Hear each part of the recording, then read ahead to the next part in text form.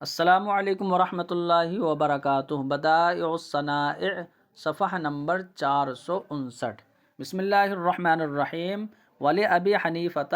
رضی اللہ عنہ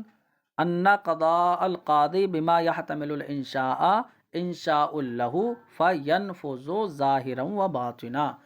دیکھیے، گفتگو یہ چل رہی تھی کہ اگر قاضی نے جھوٹے گواہوں کی بنیاد پر فیصلہ کر دیا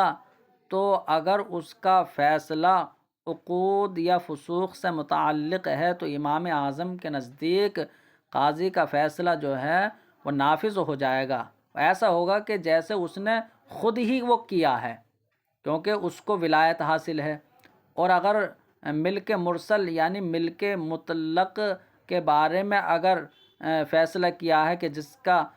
قاضی کو اختیار نہیں ہے تو وہاں قاضی کا فیصلہ نافذ نہیں ہوگا۔ لیکن صاحبین امام شافعی کہتے ہیں کہ کوئی سی صورت ہو، تمام میں جو ہے قاضی کا فیصلہ نافذ نہیں ہوگا۔ اور انہوں نے دلیل جو ہے وہ حدیث پاک سے دی کہ حضور نے یہ فرمایا کہ اگر میں کسی کو ناحق دے دوں تو پھر اس کو جو ہے جہنم کا میں ٹکڑا دوں گا۔ اور دوسری دلیل انہوں نے یہ پیش کی کہ فیصلہ وہ حجت کے بنیاد پر ہوتا ہے جو سچی گواہی کی صورت میں ہوتی ہے، اور جھوٹی گواہی جب ہو تو وہ حجت نہیں ہے، تو حقیقت میں فیصلہ بھی نہیں ہوگا۔ تو اب امام اعظم کی دلیل کیا ہے؟ تو امام اعظم کی دلیل یہ ہے کہ دیکھیے، ان قضاء القاضی بما يحتمل الانشاء، کہ قاضی کا فیصلہ کرنا ایسے امور میں کہ جو انشاء کا احتمال رکھتے ہیں، یعنی اثر نو وہ انہیں وجود دیا جا سکتا ہے، جیسے کہ بے یا نکاح، ٹھیک ہے۔ تو جو انشاء کا احتمال رکھتے ہیں تو ایسے امور میں قاضی کا فیصلہ جھوٹے گواہوں کی بنیاد پر، گویا کہ یہ انشاء اللہ، یہ قاضی کے لیے جو ہے وہ انشاء ہے، مطلب اس نے اثر نو جو ہے وہ عقد کیا ہے، کیونکہ اس کے ولایت بھی حاصل ہے کہ نکاح کر دے وہ یا بے کر دے، تو وہ ظاہری و باطنی دونوں اعتبار سے نافذ ہو جائے گا۔ کما لو انشاء صریحا، جیسے کہ اگر قاضی جو ہے وہ صراحتاً عقد کرتا، یعنی اگر وہ صراحتاً عقد یا فسخ صراحتاً کرتا تب نافذ ہو جاتا، کیونکہ ولایت ہے اسے۔ ودلالۃ الوصف ان القاضی مامور بالقضاء بالحق، تو فرماتے ہیں کہ اس کی دلیل یعنی اس صورت کی دلیل یہ ہے کہ دیکھیے، قاضی جو ہے وہ حق فیصلے کا مامور ہے کہ وہ حق فیصلہ کرے۔ ولا یقع قضاؤہ بالحق فیما یحتمل الانشاء، تو فرماتے ہیں کہ جو امور انشاء کا احتمال رکھتے ہیں اس میں قاضی کا حق فیصلہ وہ تبھی واقع ہوگا جبکہ انہیں انشاء پر محمول کیا جائے۔ لأن البینۃ قد تکون صادقۃ، اس لیے کہ بینہ کبھی تو سچا ہوتا ہے اور کبھی جھوٹا ہوتا ہے۔ فیجعل انشاء، تو جب سچا ہوگا بینہ تب تو چلو کوئی بات نہ، بینہ کی بنیاد پر ہے، لیکن اگر جھوٹا بینہ ہے تو یہ مانا جائے گا کہ قاضی وہ انشاء بنا رہا ہے، مطلب بطور انشاء جو ہے اس میں عمل کر رہا ہے، یعنی خود ہی عقد یا فسخ کر رہا ہے۔ فیجعل انشاء، تو قاضی جو ہے انشاء کر دے گا۔ والعقود والفسوق بما تحتمل الانشاء من القاضی، اور فرماتے ہیں کہ عقود و فسوق یہ ان امور میں سے ہیں کہ جو انشاء کا احتمال رکھتے ہیں قاضی کی طرف سے، کہ قاضی چاہے تو جو ہے وہ عقد کر دے یا فسخ کر دے۔ تو فإن للقاضی ولایت انشائها فی الجملہ، کیونکہ فرماتے ہیں کیونکہ قاضی کو بھی عقود و فسوق کے جو ہے ولایت انشاء حاصل ہوتی ہے فی الجملہ، یعنی وہ بھی جو ہے عقد کر سکتا ہے یا فسخ کر سکتا ہے، برخلاف ملک مرسل کے۔ تو امام اعظم فرماتے ہیں دیکھیے، ملک مرسل یہ قاضی کے اختیار میں نہیں ہے، لأن نفس الملک مما لا يتحمل الانشاء، اس لیے کہ نفس ملکیت یہ ایسے امور میں سے ہے کہ جو انشاء کا احتمال نہیں رکھتی۔ اسی وجہ سے اگر قاضی یا قاضی کے علاوہ کوئی دوسرا شخص صراحت کے ساتھ کسی کی ملکیت کو جو ہے وہ دوسرے کی قرار دے دے، مطلب بغیر کسی سبب کے، ملک مطلق جسے کہہ رہے ہیں ملک مرسل، لا ایسے ہو تو جب صراحتاً صحیح نہیں ہے تو فیصلے کی بنیاد پر کیسے ہو جائے گا؟ فرماتے ہیں اور برخلاف ان صورتوں کے جو آپ نے ذکر کی کہ عورت جب حرام ہو ان اسباب کی وجہ سے، مرتد ہونے کی وجہ سے یا عدت کی وجہ سے، تو فرماتے ہیں کہ اگر عورت عدت میں ہو یا مرتد ہو جائے تو قاضی یہاں صراحتاً نکاح نہیں کر سکتا، اس کے یہ اختیار میں نہیں ہے، تو پھر اس کی قضا بھی نہیں ہوگی۔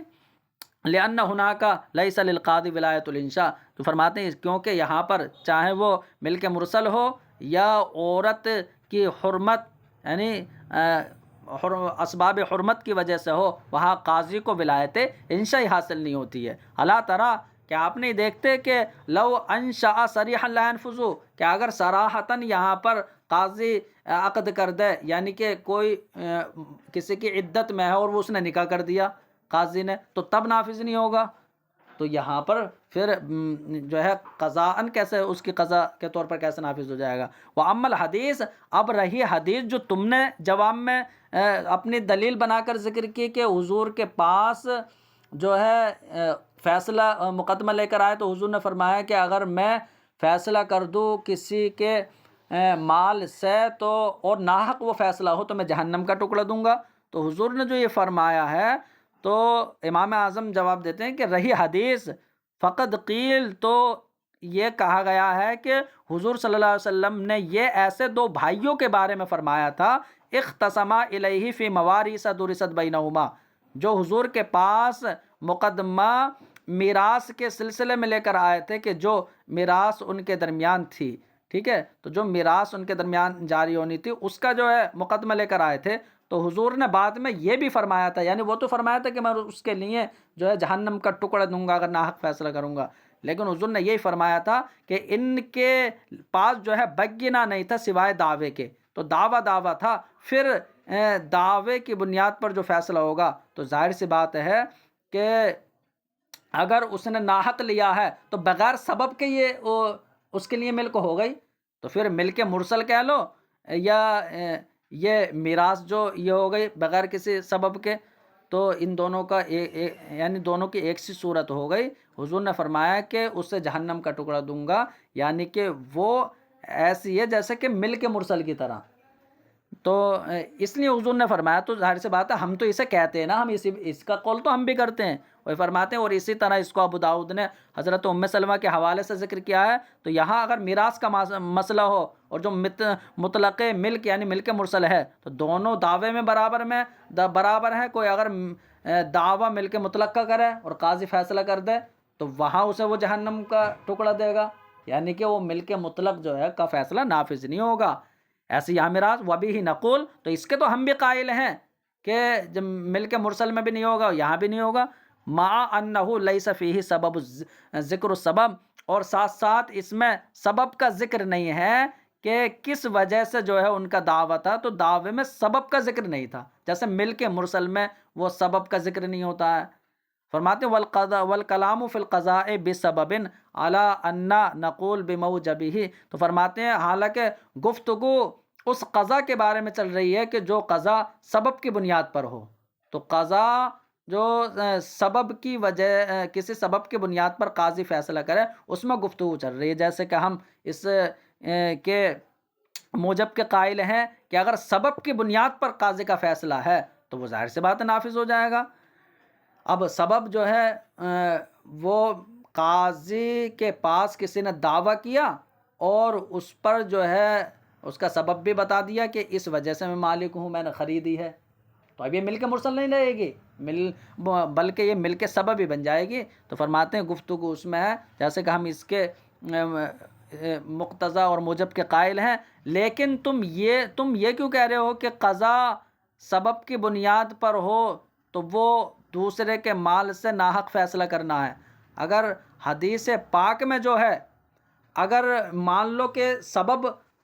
اس نے میراث بتا دیا ہے، میراث اگر سبب ہو تو پھر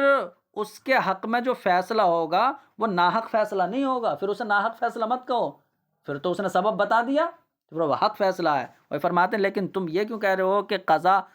سببی وہ قضاء له من مال آخر بغیر حق، تو وہ اس مدعی کے لیے فیصلہ دوسرے کے مال سے ناحق ہے، یہ کیوں کہہ رہے ہو؟ بلکہ وہ تو پھر اس کے لیے فیصلہ یعنی اسی کے مال سے ہوگا اور وہ حق فیصلہ ہوگا، اس لیے کہ قضا سبب ملک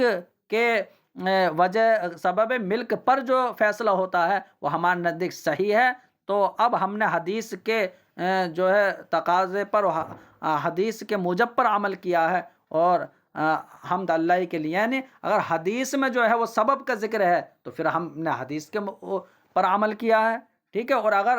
حدیث میں معاملہ یہ ہے کہ کوئی سبب کا ذکر نہیں ہے تو مل کے مرسل میں چلا جائے گا، پھر تو ہم اس کے قائل ہیں ہی۔ تو دیکھو، یعنی خلاصہ یہ ہے کہ امام اعظم نے یہ فرمایا کہ حدیث جو آپ نے ذکر کی تو وہ میراث کا مقدمہ لے کر آئے تھے، اور آخر میں حضور نے یہ فرمایا تھا کہ ان کے پاس بگنا نہیں ہے سوائے دعوے کے، بس میراث کا دعویٰ کر رہے ہیں۔ تو کوئی یہ کہے کہ یہ میری میراث ہے اور بگنا پیش نہ کرے اس پر، تو یہ تو ملک مطلق کی طرح ہو گیا نا کہ یہ میری ملک ہے بغیر دعوے کے۔ تو ہم تو اس کے قائل ہیں کہ اگر ایسا ہے تو ظاہر سی بات ہے کہ یہ قاضی کا فیصلہ صحیح نہیں ہوگا، کیونکہ اس میں سبب کا ذکر نہیں ہے۔ لیکن جہاں سبب کا ذکر ہو، کیونکہ بات اس میں چل رہی ہے نا کہ جہاں سبب کی بنیاد پر قاضی نے فیصلہ کیا ہو،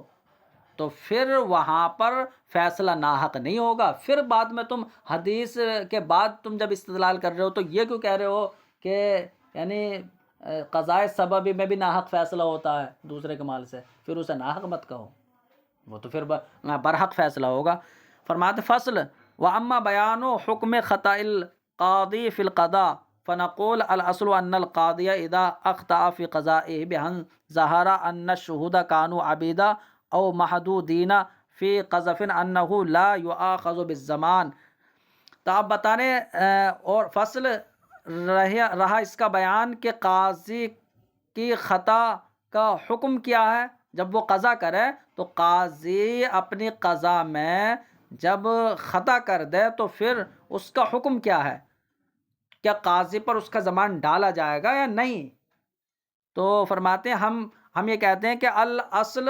ان القاضی اذا اخطا فی قضائہ، کہ قاعدہ یہ ہے، ضابطہ یہ ہے کہ قاضی جب اپنے فیصلے میں غلطی کر بیٹھے، بھائی طور کے بعد میں یہ ظاہر ہو جائے کہ گواہ غلام تھے اور غلام گواہ کی بنیاد پر فیصلہ کر دیا یا تہمت میں حد لگے ہوئے تھے، تو اب فرماتے ہیں کہ اصل یہ ہے کہ انہ لا یؤاخذ بالزمان، کہ قاضی سے زمان کا مواخذہ نہیں کیا جائے گا، لأنہ بالقضاء لم يعمل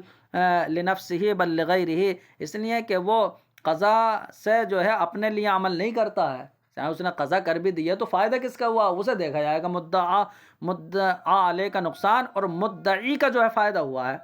تو قضا سے جو ہے اپنے لیے عمل نہیں کیا ہے بلکہ دوسرے کے لیے کیا ہے، فکانہ بمنزلۃ الرسول، تو یہ تو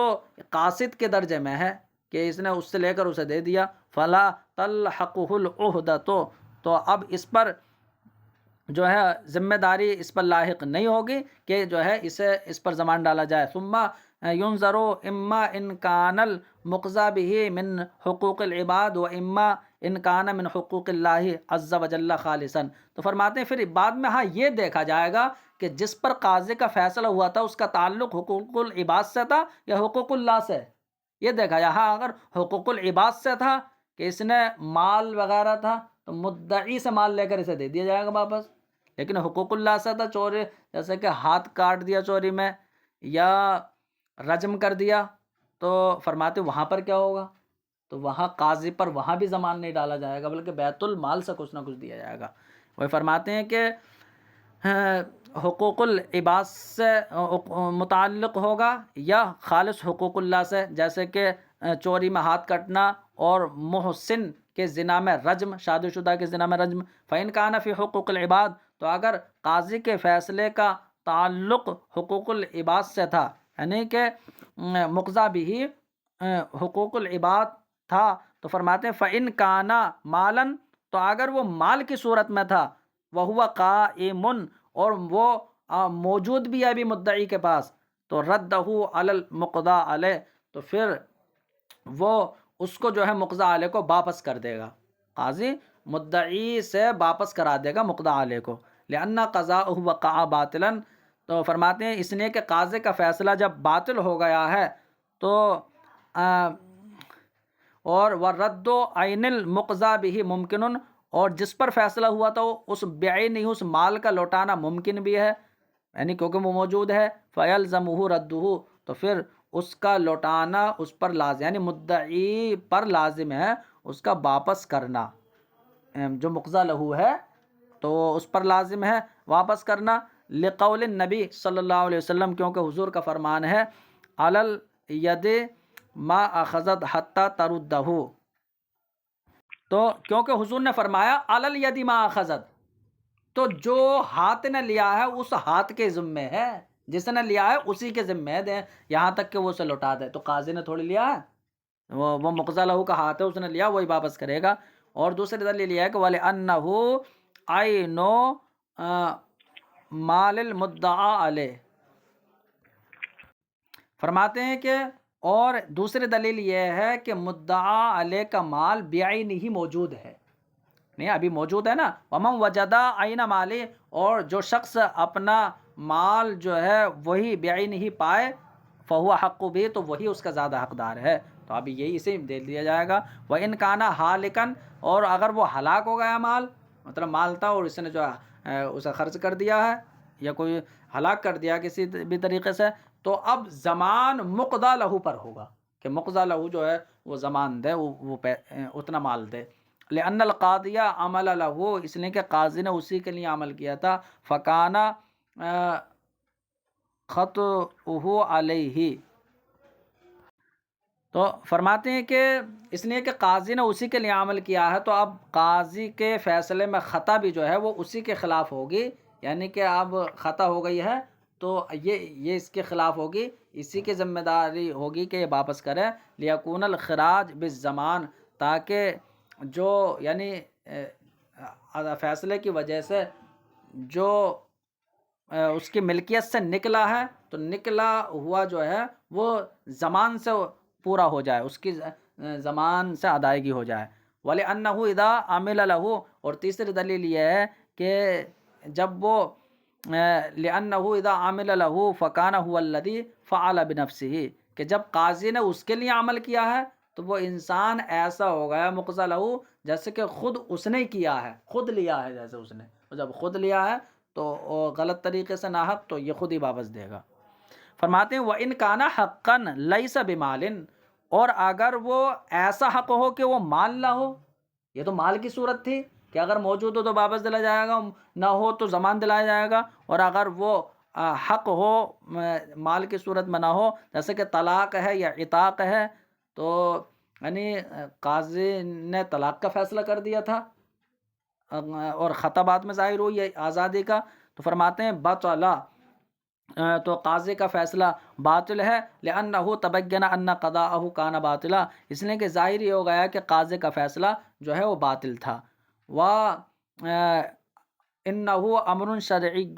یحتمل الرد فیرد، فرماتے ہیں دوسری بات یہ ہے کہ یہ امر شرعی ہے کہ جو رد کا احتمال رکھتا ہے، یعنی کہ قاضی نے طلاق کا فیصلہ کر دیا جھوٹے یعنی ایسے گواہوں کی بنیاد پر کہ جو اہل ہی نہیں تھے، ٹھیک ہے، بعد میں خطا ظاہر ہوئی، تو یہ امر شرعی ہے تو رد کا احتمال رکھتا ہے کہ وہ رد کر دے کہ میرا فیصلہ جو ہے مبنی بر خطا ہے، تو یہ امر شرعی ہے جو رد کا احتمال رکھتا ہے، تو اب یہ رد ہو جائے گا، برخلاف حدود اور ہلاک ہونے والے مال کے، اس لیے کہ وہ خود رد کا احتمال نہیں رکھتے ہیں، تو پھر یرد بالزمان، تو پھر ان کی جو ہے وہ زمان سے ان کی ادائیگی کی جائے گی۔ تو ظاہر سی بات ہے کہ یعنی کہ اگر حدود کی صورت میں ہو کہ حد لگ گئی ہے یا مال ہلاک ہو گیا جیسا ابھی اوپر ذکر کیا، تو اب وہ خود رد کا احتمال نہیں رکھتا کہ یہاں پر وہ جو ہلاک ہونے والا مال ہے بعینی وہ واپس کر دیا جائے، یا جو حد لگی ہے تو یعنی اس جیسی حد لگائی جائے، تو یہاں پر زمان دے دیا جائے گا، ٹھیک ہے۔ لیکن طلاق یا عتاق کی صورت میں ہو، حق ہو مال نہ ہو، تو وہ باطل ہے، بس ایسے ہی چھوڑ دیا جائے گا، اس لیے کہ رد کا احتمال رکھتا ہے ہم سے، تو رد ہو جائے گا، مطلب طلاق کا فیصلہ کر دیا تھا تو اب طلاق کو ختم کر دے وہ، لیکن یہاں کوئی زمان وغیرہ نہیں ہوگا، وہی کہنا چاہ رہے ہیں۔ ھذا اذا کان المقضی بہ من حقوق العباد، تو یہ تفصیل اس وقت ہے جب کہ مقضی بہ کا تعلق حقوق العباد سے ہو، رہا جب کہ حق اللہ سے ہو، خالص حق اللہ سے، تو فَزَمَانُهُ فِي بیت المال، تو اب جو اس کا زمان ہوگا وہ قاضی کے ذمے تو نہیں ڈالا جائے گا کہ قاضی اپنے لیے عمل نہیں کرتا ہے، بلکہ اس کا زمان جو ہے وہ بیت المال میں ہوگا، ٹھیک ہے، کیونکہ حق اللہ سے، خالص حق اللہ سے متعلق ہے یہ مسئلہ، جیسے کہ ہاتھ کا کٹنا، ٹھیک ہے۔ تو فرماتے ہیں کہ یہ حدود کا جو معاملہ ہے یہ حق اللہ سے متعلق ہوتا ہے، ٹھیک ہے۔ تو جیسے وہاں ہلاک ہونے والا مال جو ہے وہاں زمان دلایا جا رہا ہے اسے، لیکن فرق یہ ہے کہ وہاں زمان مقضی لہو کے مال سے دلایا جا رہا ہے، اور جو حدود جو خالص حق اللہ ہے وہاں زمان بیت المال سے دلایا جائے گا، لیکن وہی باپ سے کا احتمال نہیں رکھتے ہیں بس دونوں ہی، تو اس کا زمان بیت المال میں ہوگا، لأنہ عمل فیہا لعامۃ المسلمین، کیونکہ قاضی نے ان میں جو ہے عمل وہ عام مسلمان کے لیے کیا ہے، ٹھیک ہے، لعود منفعتہا الیہم، تاکہ ان کا فائدہ ان کے پاس جو ہے لوٹ جائے، وہ کیا ہے، وہ زجر، اور وہ کیا ہے، روک دینا گناہوں سے، کیونکہ جب چوری کی وجہ سے ہاتھ کٹے گا، زنا کی وجہ سے جب رجم ہوگا تو لوگ جو ہے وہ رکیں گے گناہوں سے، تو یہ تو عام مسلمانوں کا ہی تو فائدہ ہے اس میں، تو قاضی نے اس میں اگر عمل کیا ہے عام مسلمانوں کے لیے تو وہ اس لیے کہ ان کا فائدہ ان کی طرف لوٹے، وہ کیا انہیں فائدہ ملے، یعنی کہ وہ گناہوں سے رکیں، فکان خطؤہ علیہم، تو اب قاضی کا فیصلے میں جو ہے خطا کار ہو جانا، قاضی کا فیصلہ غلط ہو جانا، یہ بھی انہی کے ذمہ داری میں ہوگا، یعنی کہ وہ انہی کے ذمہ داری میں ہوگا، اور جو بیت المال ہے اس سے جو ہے ادا کیا جائے گا، لما قلنا، اس کی وجہ سے جو ہم نے بات کہی، ٹھیک ہے، کیونکہ جب ان کے حق میں ہے تو اگر غلط ہو گیا تو وہ انہی کے خلاف ہوگا، فَيُؤَدِّي مِن بَيْتِ مَالِهِمْ، تو اب قاضی جو ہے وہ لوگوں کے بیت المال سے ہی جو ہے وہ زمان ادا کرے گا، وَلَا يَضْمَنُ الْقَاضِي، اور قاضی خود جو ہے وہ ضامن نہیں ہوگا اس دلیل کی وجہ سے جو ہم نے کہی کہ وہ اپنے لیے عمل نہیں کرتا ہے، اور وَلَا الْجَلَّادُ أَيْضًا، اور جلاد بھی ضامن نہیں ہوگا، اس لیے کہ کوڑے اس نے جو لگائے نا تو وہ تو قاضی کے حکم سے لگائے ہیں، لِأَنَّهُ عَمَلَ بِأَمْرِ الْقَاضِي، اس لیے کہ اس نے تو قاضی کے حکم پر عمل کیا تھا، واللہ اعلم، اور اللہ خوب جانتا ہے۔ فرماتے ہیں فصل رہا اس کا بیان کہ جس کی وجہ سے قاضی قضا سے جو ہے وہ باہر ہو جاتا ہے، تو ہم کہتے ہیں اللہ کی توفیق سے کہ کل ما یخرج بہ الوکیل عن الوکالۃ یخرج بہ القاضی عن القضاء، کہ ہر وہ چیز کہ جس کی وجہ سے وکیل وکالت سے خارج ہوتا ہے تو اس کی وجہ سے قاضی بھی عہدہ قضا سے خارج ہو جاتا ہے، اور جس کی وجہ سے وکیل وکالت سے خارج ہو جاتا ہے تو فرماتے ہیں کہ وہ چند چیزیں ہیں کہ جن کا ذکر ہم نے کتاب الوکالہ میں کیا ہے، اور دونوں کا اختلاف ان مسائل میں نہیں ہے، قاضی ہو یا وکیل، سوائے ایک چیز میں، اور وہ چیز یہ ہے کہ دیکھو موکل جب مر جائے او خلع، تو یعنی موکل جب مر جائے او خلع، یا وہ برطرف کر دے، یعنی ہٹا دے ایسے، تو وکیل جو ہے وہ معزول ہو جاتا ہے، والخلیفہ اذا مات او خلع، اور خلیفہ جب مر جائے یا برطرف کر دے تو اب وہ لا تنعزل قضاؤہ و ولاۃہ، تو آپ فرماتے ہیں کہ قضاتہ و ولاۃہ ہے، تو اب اس خلیفہ کے جو قاضی ہیں اور جو اس کے والی ہیں، یعنی جو اس کے تحت جو کام کرنے والے، وہ تمام معزول نہیں ہوں گے، ٹھیک ہے۔ وجہ الفرق، فرق کی جو وجہ یہ ہے کہ وکیل وہ موکل کی ولایت پر عمل کرتا ہے، موکل کی ولایت سے عمل کرتا ہے، وفی خالص حقہ ایضاً، اور خالص اسی کے حق میں جو ہے اس کے حق کے خالص میں جو ہے وہ عمل کرتا ہے، ٹھیک ہے، خالص اس کے حق میں ہی تو عمل کرتا ہے، وکیل کا کام موکل کے لیے ہوتا ہے، اور ولایت کی اہلیت جو ہے وہ باطل ہو چکی ہے، کیسے کہ وہ موکل کی ولایت سے وہ عمل کر رہا تھا، تو اگر وہ مر گیا یا اس نے برطرف کر دیا تو اسے ولایت رہی نہیں، تو وکیل معزول ہو جائے گا۔ اور قاضی جو ہے وہ خلیفہ کی ولایت سے عمل نہیں کرتا، کیونکہ خلیفہ کو خلیفہ بنایا کس نے؟ مسلمانوں نے۔ بادشاہ مسلمان اپنے ووٹ دے کر بناتے ہیں کسی کو، تو اب وہ اگر کسی کو جو ہے منصب دے رہا ہے نا، تو حقیقت میں وہ نہیں دے رہا، وہ تو لوگ دے رہے ہیں۔ تو وہی فرماتے ہیں کہ قاضی وہ خلیفہ کی ولایت سے کام نہیں کرتا ہے، وفی حقی ہی، اور اس کے حق میں بھی کام نہیں کرتا ہے، بلکہ وہ تو مسلمانوں کی ولایت سے کام کرتا ہے، انہی کے حق میں کام کرتا ہے۔ اور خلیفہ تو ان کی طرف سے جو ہے وہ قاصد کے درجے میں ہو گیا ایک بیچ میں، ٹھیک ہے، کہ اس نے جو ہے معاملہ اسے سپرد کر دیا۔ اسی وجہ سے اس پر جو ہے ذمہ داری لاحق نہیں ہوتی، جیسے کہ قاصد کی تمام عقود میں، ٹھیک ہے۔ اور والوکیل فی النکاح، اور نکاح میں جو ہے وہ وکیل، تو نکاح کا جو وکیل ہے ایسے تمام عقود میں جو بیچ والا ہوتا ہے نا، تو اس سفیر محض جو ہوتا ہے، تو اس پر جو ہے وہ حقوق اس کی طرف راجع نہیں ہوتے ہیں، ذمہ داری اس پر لازم نہیں ہوتی ہے۔ ایسے نہیں کہ نکاح میں جو ہے وہ مہر جو ہے وہ دے گا، جو بیچ کا ہے وکیل وہ نہیں دیتا، شوہر دیتا ہے، تو وہی فرمایا اس پر ذمہ داری لاحق نہیں ہوتی ہے۔ اور جب وہ قاصد ہے، خلیفہ صرف قاصد کے طور پر ہے، تو اس کا فعل جو ہے وہ عام مسلمانوں کے فعل کے درجے میں ہے، اور ان کی ولایت خلیفہ کے مرنے کے بعد باقی ہے، تو قاضی اپنی ولایت پر اعلیٰ حال ہی باقی رہے گا۔ لیکن یہ معزولی کے برخلاف ہے، اس لیے کہ خلیفہ جب قاضی کو معزول کر دے، یا جو والی ہے اسے معزول کر دیا، گورنر کو، یعنی جو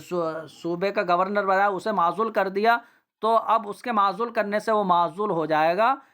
اور مرنے سے جو ہے معزول نہیں ہوگا۔ اس لیے کہ خلیفہ کے معزول کرنے سے حقیقت میں یہاں معزول نہیں ہو رہا، وہ اب بھی جو ہے عام لوگوں کے معزول کرنے سے ہو رہا، کیونکہ ہم نے یہ بات ذکر کر دی ہے کہ ان تولیتہ بتولیت العامتی، کہ اس کے ولایت جو ہے وہ عام مسلمانوں کی ولایت کی وجہ سے ہے، اور عام مسلمانوں نے ہی اس کو جو ہے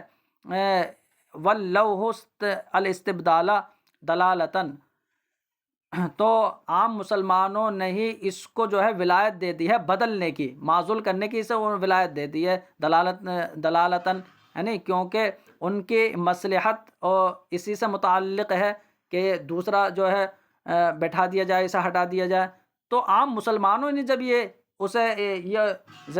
ذمہ داری دی ہے، ولایت دی ہے، تو اسی وجہ سے اس نے کر دیا ہے، تو یہاں بھی جو ہے عام مسلمانوں کا عمل ہے۔ فکانت ولایتہ منہم معنن فی العزل ایضاً، تو اب لوگوں کی طرف سے یعنی خلیفہ کی ولایت عزل میں بھی ہوگی، معنن عزل میں بھی ہے، اگرچہ وہ معزول کر رہا ہے، لیکن جو ہے لوگوں نے حقیقت میں معزول کیا ہے۔ تو یہی فرق ہے عزل اور موت میں، ٹھیک ہے، کہ معزول کرنے سے معزول تو ہو جائے گا، لیکن مرنے سے جو ہے وہ قاضی معزول نہیں ہوگا، ایسے گورنر معزول نہیں ہوگا۔ فرماتے ہیں کہ وَلَوِ اسْتَخْلَفَ الْقَاضِي بِإِذْنِ الْإِمَامِ، کہ اگر قاضی نے امام کی اجازت سے خلیفہ بنایا، دیکھو ویسے خلیفہ نہیں بنا سکتا تھا یہ، لیکن اجازت سے جو ہے اس نے اپنا نائب بنا لیا، پھر قاضی مر گیا، تو اب قاضی کا جو نائب ہے وہ معزول ہوگا یا نہیں ہوگا؟ تو فرماتے ہیں کہ قاضی جو ہے مر گیا، لا ينعزل خلیفتہ، تو اس کا نائب جو ہے وہ معزول نہیں ہوگا، لأنہ نائب الامام فی الحقیقت، اس لیے کہ قاضی کا نائب نہیں ہے بلکہ جن نے اجازت دی ہے اس کا نائب ہے حقیقت میں، اس نے ایسا ہو جائے گا جیسے دو قاضی بنا دیے، فرماتے اس لیے کہ یہ حقیقت میں امام یعنی حاکم کا نائب ہے، نہ کہ قاضی کا،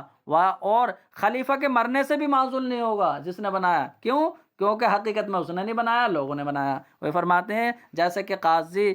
معزول نہیں ہوتا ہے، جو ہم نے پیچھے بات کہی، کیونکہ خلیفہ کے مرنے سے قاضی معزول نہیں ہوگا، کیونکہ لوگوں کی ولایت اب بھی موجود ہے۔ ولا یملک القاضی عزل خلیفتی، اور قاضی اپنے نائب کو معزول کرنے کا مالک نہیں ہے، اس لیے کہ وہ امام کا نائب ہے، تو اس کے معزول کرنے سے وہ معزول نہیں ہوگا۔ جیسے کہ وکیل، تو وکیل دوسرے وکیل کو معزول کرنے کا حق نہیں رکھتا ہے، اس لیے کہ لأن الصالی، اس لیے کہ دوسرے بھی تو موکل کا وکیل ہے حقیقت میں، نہ کہ اس کا وکیل۔ ایسے یہاں پر کہ وہ دوسرا والا جو انہیں نائب بنایا نا، وہ حقیقت میں امام کا دوسرا قاضی ہے۔ فرماتے ہیں لیکن جب خلیفہ اسے اجازت دے دے کہ وہ جس کو چاہے جو ہے وہ بدل دے، تو اب وہ معزول کرنے کا حقدار ہوگا۔ ابھی یکون ذالک ایضاً عزلاً من الخلیفتی، اور فرماتے ہیں اور یہ بھی عزل جو ہے خلیفہ کی طرف سے ہوگا. کیوں؟ کیونکہ خلیفہ نے تو اسے اجازت دی ہے، اسے اختیار دیا ہے، نہ کہ قاضی کی طرف سے. تو قاضی اگر معزول کر رہا ہے تو وہ خلیفہ کی طرف سے ہو رہا، اس لیے کہ قاضی وکیل کی طرح ہے. تو وکیل سے جب موکل یہ کہے کہ تو اپنی رائے پر عمل کر لے تو اب وہ توکیل کا بھی مالک ہوتا ہے اور عزل کا بھی مالک ہو جاتا ہے. اور جب وہ عزل کر دے تو اب معزول کرنا حقیقت میں موکل کی طرف سے ہوتا ہے. ایسی معزول کرنا یہاں پر جو ہے وہ قاضی کی طرف سے نہیں بلکہ خلیفہ کی طرف سے ہوگا. اور فرماتے ہیں کہ وعلم المعزول بالعزل، لیکن معزولی کا علم جو ہے معزول شخص کو یہ شرط ہے، معزول عزل کے صحت کی شرط ہے. جیسے کہ وکالت میں ذکر کیا کہ موکل نے اگر وکیل کو معزول کر دیا اور وہ خرید و فروخت کر رہا ہے تو یہ اسی موکل کے لیے ہوگی جب تک کہ اسے علم نہ ہو جائے. فرماتے ہیں اب بات یہ ہے کہ کیا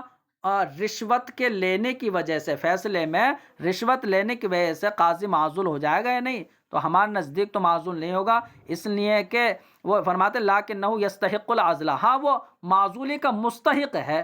تو وہ مستحق تو ہے لیکن خود بخود معزول نہیں ہوگا. ہاں وہ جو امام ہے وہ امام جو ہے اسے معزول کر دے اور وہ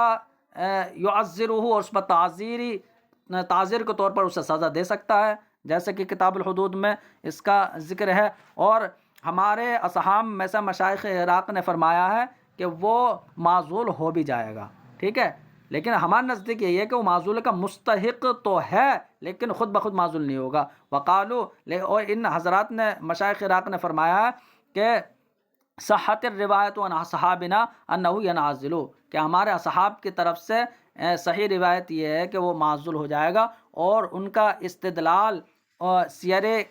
کبیر میں جو یہ ذکر ہے نا کہ وہ قضا سے خارج ہو جائے گا، ٹھیک ہے، تو اس سے انہوں نے استدلال کیا کہ جب قضا سے خارج ہو جائے گا تو اگر رشوت لے لے تو یہاں بھی جو ہے وہ قاضی نہیں رہے گا. لیکن ہمارے مشائخ کی روایت یہ ہے کہ وہ قضا سے جو ہے وہ خارج نہیں ہوگا رشوت لینے کی وجہ سے، اور یہی روایت زیادہ بہتر ہے، اس لیے کہ لأن هذه الروایت مشتبہۃ والروایت کتاب الحدود محکمۃ، اس لیے کہ یہ روایت جو سیر کبیر کی ہے یہ روایت مشتبہ ہے اور کتاب الحدود کی روایت جو ہے وہ محکمہ ہے. لأنہ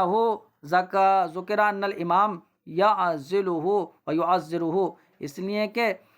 یہ ذکر کیا گیا ہے کہ اس میں کہ امام جو ہے اس کو معزول، امام کو اسے معزول کرنا چاہیے اور اس کو تعزیری طور پر سزا وہ دے سکتا ہے. تو فکان فیما قلنا، تو جو ہم نے کہا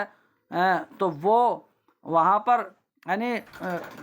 ایک روایت میں جو ہے سیر کبیر میں محتمل ہے اور اس میں محکم ہے تو اسے اس پر محمول کر لو نا مشتبہ کو، تو مشتبہ والی روایت کو محکم پر محمول کرنا یہ ہو جائے گا. فکانہ عملم، تو ہمارا عمل دونوں روایتوں پر ایک ساتھ ہو جائے گا، یہی بہتر ہے، یہی ہمارے نزدیک ہے، ٹھیک ہے. اور امام شافعی نے یہ فرمایا کہ وہ معزول ہو بھی جائے گا، اور یہی معتزلیوں کا قول ہے. مسئلے کی صورت یہ ہے کہ قاضی جب فاسق ہو جائے کہ معزول ہوگا یا نہیں، تو ہمارے نزدیک فسق کی بنیاد پر معزول نہیں ہوتا، امام شافعی کے نزدیک معزول ہوتا ہے. اسی کے قائل معتزلی ہیں، لیکن دونوں کی جو اصل ہے وہ مختلف ہے، دونوں کہتے تو ایک سے ہیں لیکن امام شافعی کی دلیل الگ، معتزلیوں کی الگ. اور معتزلہ کے اصل یہ ہے کہ فسق، صاحب فسق وہ ایمان سے خارج ہوتا ہے تو قضا کی اہلیت بھی ختم ہو جائے گی. امام شافعی کی اصل یہ ہے کہ عدالت جب قضا کی اہلیت کی شرط ہے، جیسے کہ شہادت کی اہلیت کی شرط ہے، تو قضا کی اہلیت یہ دائر ہے شہادت کی اہلیت کے ساتھ، اور فسق کی وجہ سے جب اہلیت شہادت ختم ہو گئی تو اہلیت قضاءت تو یہ بھی باطل ہو جائے گی، تو اہلیت ہی ختم ہو جائے گی. لیکن ہمارے نزدیک اصل یہ ہے کہ کبیرہ گناہ جو ہے یہ مرتکب کبیرہ کو ایمان سے خارج نہیں کرتا. ایسی عدالت یہ شرط اہلیت قضا نہیں ہے جس طرح کہ شہادت کے اہلیت کی شرط نہیں ہے. تو جب ہمارے نزدیک جب ایسا ہے تو اب فسق کی وجہ سے وہ قاضی معزول بھی نہیں ہوگا. واللہ سبحانہ و تعالی اعلم.